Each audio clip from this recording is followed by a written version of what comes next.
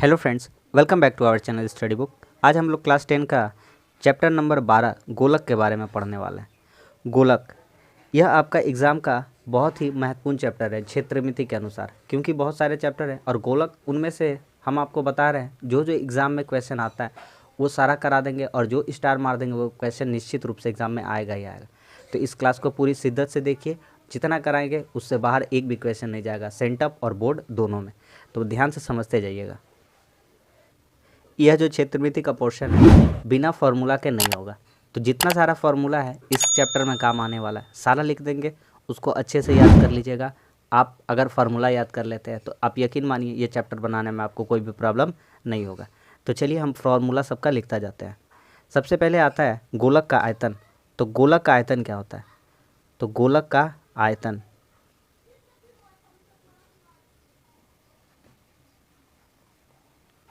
गोलक का आयतन का फार्मूला होता है 4/3 pi r cube. 4/3 pi r cube. R का मतलब होता है अर्धव्यास। ज्यामिति बनाने के लिए आपको क्षेत्रमिति बनाने के लिए आर चाहिए ही चाहिए होता है। आर होता है अर्धव्यास। हर क्वेश्चन में आपको अर्धव्यास और व्यास से होकर गुजरना ही पड़ेगा। और पाई का वैल्यू तो सभी जानते हैं 22/7। ये हो गया गोलक का आयतन। दूसरा आते हैं गोलक के समग्र तल या वक्र तल का क्षेत्रफल। गोलक का समग्र तल, इसको कहते हैं टोटल सरफेस एरिया। समग्र तल या वक्रतल, वक्रतल का क्या क्षेत्रफल, इसका फार्मूला होता है 4 पाई r²। तीसरा फार्मूला आते हैं, गोलक का बात हो गया। अब आते हैं ठोस अर्धगोलक का। यह तो गोलक का आयतन भी हो गया, ठीक है, गोलक का आयतन हो गया। अर्धगोलक का आयतन भी इसमें आएगा, तो अर्धगोलक का भी हम लोग बात करते हैं। तो अर्धगोलक, गोलक को आधा जब कर देंगे तो क्या हो जाएगा? अर्धगोलक। अर्धगोलक का आयतन सारा चीज़ एक्सप्लेन कर देंगे, आप ध्यान से समझते चलिए।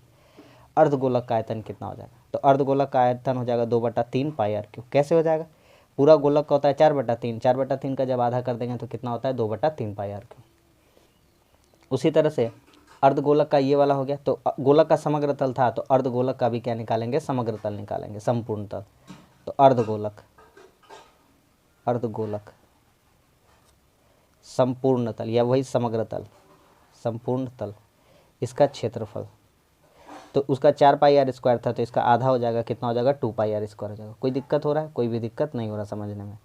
आखिरी ठोस अर्धगोलक एक रहेगा। क्या रहेगा? ठोस अर्धगोलक। ठोस अर्धगोलक के समग्र तल का क्षेत्रफल तो ये फार्मूला हो जाएगा आपका 3 पाई r²। बस इतना सारा फार्मूला, इसको रट जाइए। जितना मैथ्स करवाएंगे, अगर सारा मैथ्स का आगे उसका फार्मूला लिखते जाइएगा तो रटने का भी आपको ज़रूरत नहीं पड़ेगा। ये था फार्मूला। एक बार फिर से फार्मूला के बारे में बता देते हैं।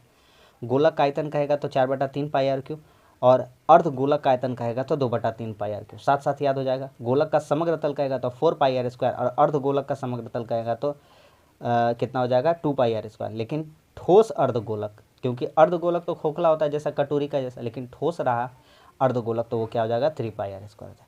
अब एक एक करके हम लोग क्वेश्चन पे आते हैं। इसका एग्जाम्पल भी बहुत अच्छा दिया गया, लेकिन हम क्वेश्चन के थ्रू आपको सॉल्व कराते हैं, और एग्जाम्पल वाला आप खुद से कर लीजिएगा, आपसे बन जाएगा।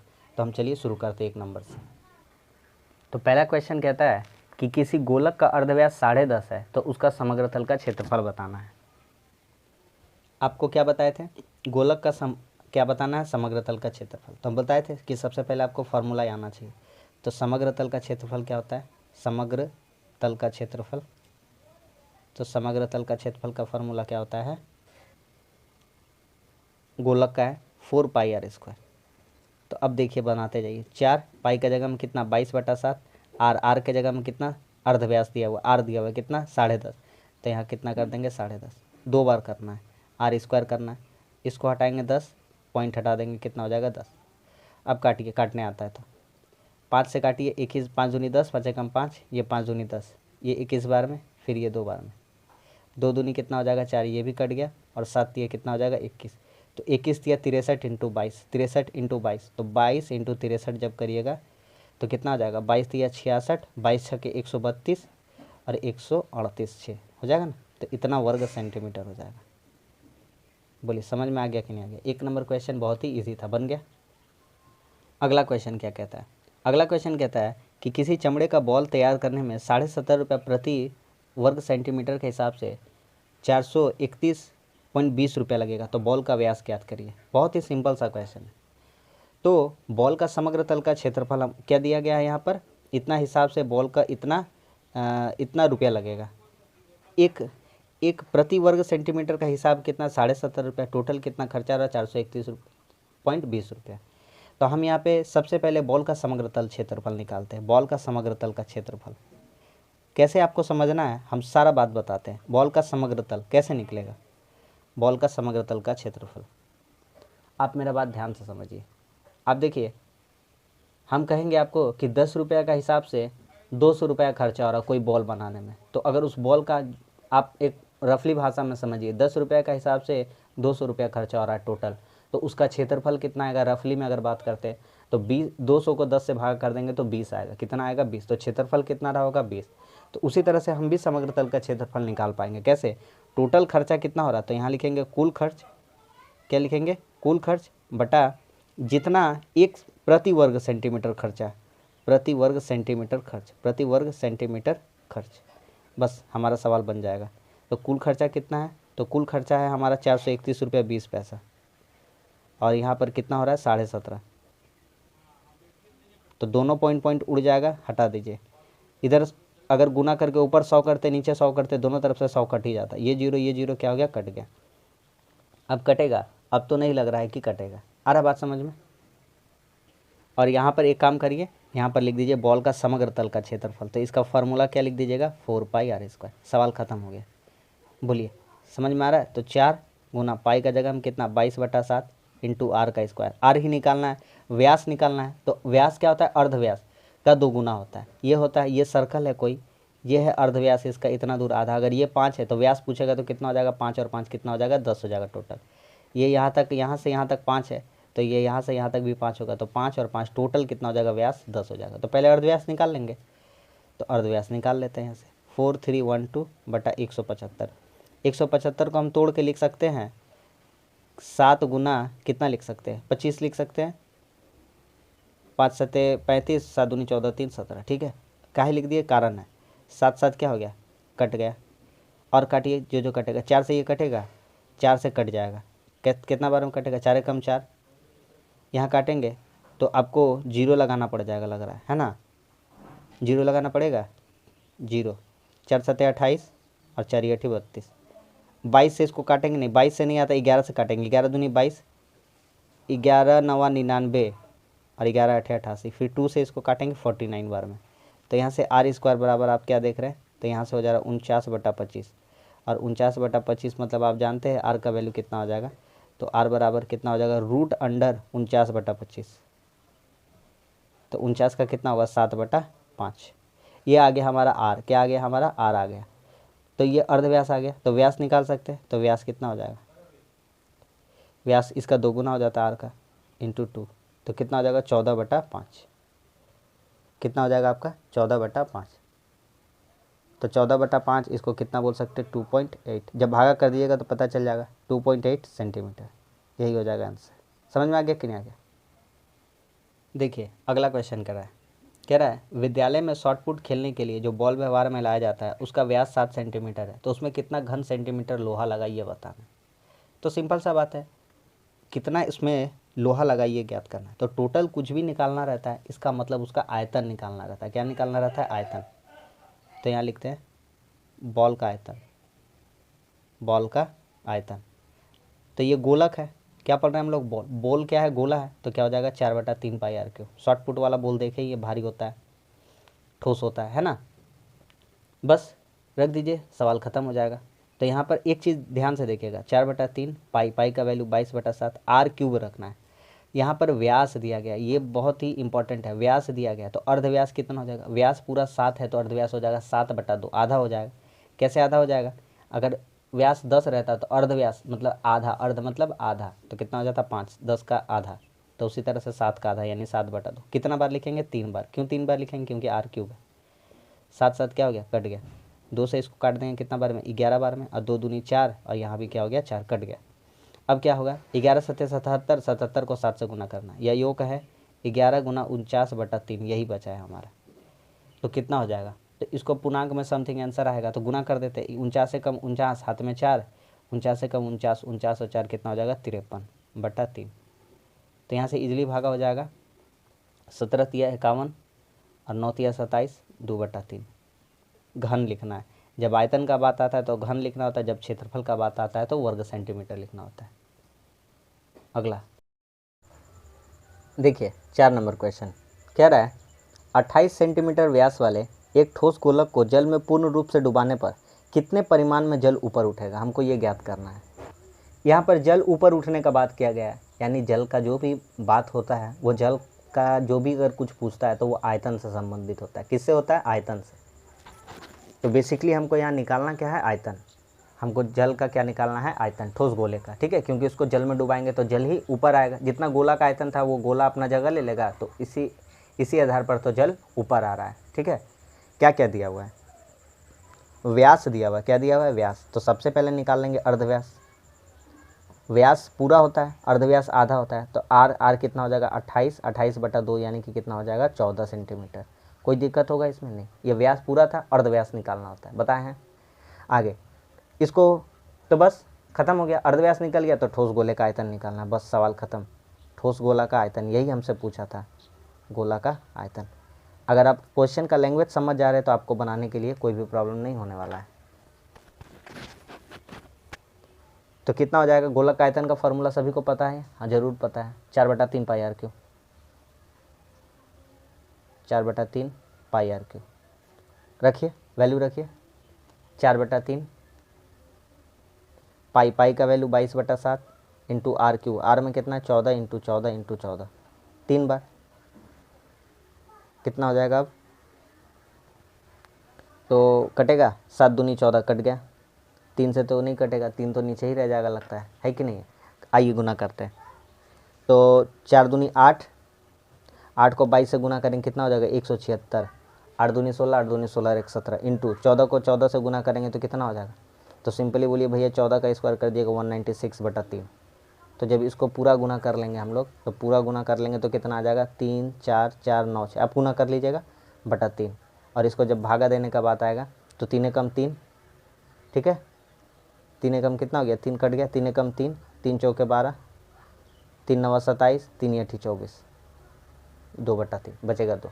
तो घन सेंटीमीटर आंसर। भागा दे लीजिएगा आप, ठीक है। 3 का भागा, कोई बड़ा तोप नहीं है इसमें। आगे बढ़ते हैं। अगला क्वेश्चन कहता है किसी गोलाकार गैस बैलून को फुलाने के समय उसका अर्धव्यास 7 था और फुलाने के बाद 21 हो गया, तो पहले और बाद के समग्र तल का क्षेत्रफल निकालिए। जो एक बैलून था, आप फुलाइएगा, उससे फुलाने से पहले उसका जो समग्र तल, जो एरिया घेर रहा था वो कम। आप सिंपल सा एक बात समझिए, एक बैलून है, कोई बैलून को फुलाए हैं तो वो पहले इतना था, पहले कितना था, इतना था, और फुलाने के बाद कितना हो गया, फुलाने के बाद इतना बड़ा हो गया है। तो आप जाहिर सा बात देख पा रहे हैं, पहले छोटा था और इसका समग्र तल क्षेत्रफल क्या हो रहा है, ज़्यादा हो रहा है। तो बस यही बात पूछा है कि फुलाने से पहले और फुलाने के बाद में अंतर क्या बोला है, तो इतना है, तो उसके बाद समग्र तल का क्षेत्रफल निकालिए। तो इनका अनुपात बोला है क्या, समग्र तल क्षेत्रफल का इनका क्या पूछा है, क्षेत्रफल का इनका अनुपात पूछा है, अनुपात निकाल देंगे, कोई बड़ा बात नहीं है इसमें, ध्यान से देखिएगा। तो अगर एक काम करते हैं, बैलून फुलाने से पहले, बैलून फुलाने से पहले, फुलाने से पहले इसका आर मान लेते, R1 लिख देते इसको, है ना, R1, 2 को अर्धव्यास हो जाएगा ना। R1 कितना था, पहले था 7 सेंटीमीटर। यहाँ लिखते हैं फुलाने के बाद, फुलाने के बाद, फुलाने के बाद को बोलते हैं R2, क्या बोल देते हैं R2। R2 कितना है 21 सेंटीमीटर। फुलाने से पहले बैलून का जो व्यास था क्या दिया गया, अर्धव्यास 7 था, फुलाने के बाद कितना हो गया 21 हो गया। आप देखिए यहाँ पे ध्यान से, दोनों का डाटा अलग अलग निकालते हैं, फिर हम इसका अनुपात आपको बताते हैं। तो फुलाने से पहले अर्धव्यास इतना हो गया, तो समग्र तल का बात कर रहा है, तो सिंपल सा फार्मूला बिठा दीजिए, कुछ भी नहीं है, समग्र तल का क्षेत्रफल, समग्र तल क्षेत्रफल। तो क्षेत्रफल कितना हो जाएगा, तो 4 पाई आर स्क्वायर, आप जानते हैं 4 पाई आर स्क्वायर हो जाएगा, ठीक। फुलाने के बाद कितना हो जाएगा, तो समग्र तल का क्षेत्रफल, समग्र तल का क्षेत्रफल कितना हो जाएगा, ये R1 दीजिए, अर्धव्यास था, तो ये कितना हो जाएगा 4 पाई आर स्क्वायर आर टू का होल स्क्वायर होगा। समझ में आ रहा है? ये टू कुछ नहीं है, जस्ट नाम है इसका। बड़ा आर छोटा आर भी मान सकते थे, कोई दिक्कत नहीं है, जैसे भी बना सकते हैं आपका मन। तो अब एक तो बढ़िया बात बताएंगे ना, इतना अच्छा बात बताएंगे कि आपको मज़ा आ जाएगा एकदम। बहुत बेस्ट तरीका सिखा रहे हैं, कोई ऐसा तरीका नहीं सिखाएगा, सब लेंदी बता देगा, गुना उना करके आपका हार्ड कर देगा। देखिए कैसे ट्रिक लगाते हैं, आप ध्यान से समझिए। तो यहाँ लिखिए अनुपात निकालना है, इसलिए दोनों का अनुपात। ये थोड़ा इरेज कर देता है, अब इसका काम खत्म हो गया। देखिए लिखते हैं दोनों का अनुपात। क्या लिखते हैं? दोनों का अनुपात। दोनों बैलून का अनुपात, दोनों बैलून के समग्र तल। क्वेश्चन ख़त्म कर देंगे हम। समग्र तल का क्षेत्रफल का अनुपात एकदम हल्का कर दिए हैं, एकदम हल्का कर दिए हैं। अनुपात बराबर, देखिए पहलका का क्या हो जाता है 4 pi into r. R square लिखना है तो आर का वैल्यू कितना ले लीजिएगा? तो आर का वैल्यू 7 है तो 7 लेंगे। कितना लेंगे? 7। तो 7 गुना कितना हो जाएगा? 7 हो जाएगा। ठीक, अनुपात 4 पाई आर स्क्वायर आर टू कितना? 21 गुना 21, तो 21 गुना 21। बस सवाल खत्म। एक बात देखिए, ये 4 पाई दोनों तरह से क्या हो गया? कट गया। 7 को 21 से काटेंगे कितना बार में? 3 बार में। 7 को 21 से काटेंगे कितना बार में? 3। तो इधर सब कुछ कट गया, तो इधर कितना बचा? 1, और इधर 3 थी, कितना बच गया? 9। तो यही आपका क्वेश्चन का आंसर हो गया, 1:9। आप गुना कर देते ना और फिर काटते तो बात एक ही पड़ता। कैसे बात एक ही पड़ता? हम आपको ईजिली समझाते हैं। देखिए अगर हम अगर हम आपसे कहें कि भैया लिखिए तो 2 गुना 5 और इधर लिखिए अनुपात 100, बोलेंगे काटिए तो बोलिएगा काटना है, तो 2 पचे 10 अनुपात 100, फिर बोलिएगा 10 का 10, 10 10 से 100 कट गया भैया। इस तरह से हम बोलेंगे, ऐसे दिमाग नहीं लगाइए, गुना करबे मत करिए। तो यहीं से आप देखिए 2 से ये भी कट सकता था। ठीक है, अगर ये 100 को हम कैसे लिख सकते थे? 2 गुना 50 लिख देते। तो आप क्या करते हैं? इधर भी गुना करते 2 पचे 10, इधर भी गुना करते 2 50 से 100, फिर क्या करते? 10 10 से 100 ऐसे करके काटते। लेकिन हम बोलते क्या? सिंपल, यहाँ भी 2 है यहाँ भी 2 है, काट दीजिए। इस तरह से आप कर सकते थे। समझ में आ गया कि नहीं आ गया? क्या कहना चाहते थे? ये ट्रिक आपको सीख लीजिएगा तो आपको बहुत एग्जाम में समय बचेगा। अगला सवाल पे आते हैं। अगला सवाल कहता है कि अर्धगोलाकार कटोरी है, तैयार करने में 127.2/7 वर्ग सेंटीमीटर पात लगा हुआ है। कटोरी के मुख का व्यास ज्ञात करना है। कटोरी के मुख का व्यास। अच्छा, कटोरी को जो तैयार करने में इतना वर्ग सेंटीमीटर पात लगा हुआ है, इसका मतलब क्या है? और कटोरी है तो अर्धगोलाकार ही होगा। कटोरी कैसा होता है? कटोरी का शेप कैसा होता है? ये अगर एक कटोरी बना देते हैं, आता तो नहीं है बनाने, फिर भी बना देते हैं। ये एक ऐसा कटोरी, ये क्या होता है? कटोरी होता है। तो कटोरी का शेप ऐसा ही होता है। तो कटोरी बनाने में जो पात लगा हुआ, यानी इसका समग्र तल का बात कर रहा है। किसका बात कर रहा है? समग्र तल का। ठीक है, तो यहाँ पर समग्र तल का ये दिया हुआ है, आपका क्षेत्रफल दिया हुआ है। तो यहाँ से हम आर निकालेंगे। क्या निकालेंगे? आर। बस कुछ मत करिए, माना कटोरी का अर्धव्यास, आर तो नहीं दिया हुआ है, माना कटोरी का अर्धव्यास, कटोरी का अर्धव्यास कितना मान लेते हैं? आर मान लेते हैं। कितना मान लेते हैं? आर। तो बस फॉर्मूला में बिठा दीजिए इसको, सवाल आपका ख़त्म हो गया। तो समग्र तल लिखिए, इसलिए समग्र तल का क्षेत्रफल। अर्धगोला है, याद रखिएगा, समग्र तल का क्षेत्रफल अर्धगोला है, याद रखिएगा। यहाँ पे हेडिंग कर देते, देखिए अर्धगोला है। ठीक है, समग्र तल का क्षेत्रफल कितना दिया हुआ? 127 × 7, 127.2/7। तो अर्धगोलाकार का ये फार्मूला आप बैठाइए, 2 पाई आर स्क्वायर। कितना होता है? 2 पाई आर स्क्वायर। तो 2 पाई का वैल्यू 22/7 आर स्क्वायर बराबर 127 को 7 से गुना करिए तो कितना हो जाएगा?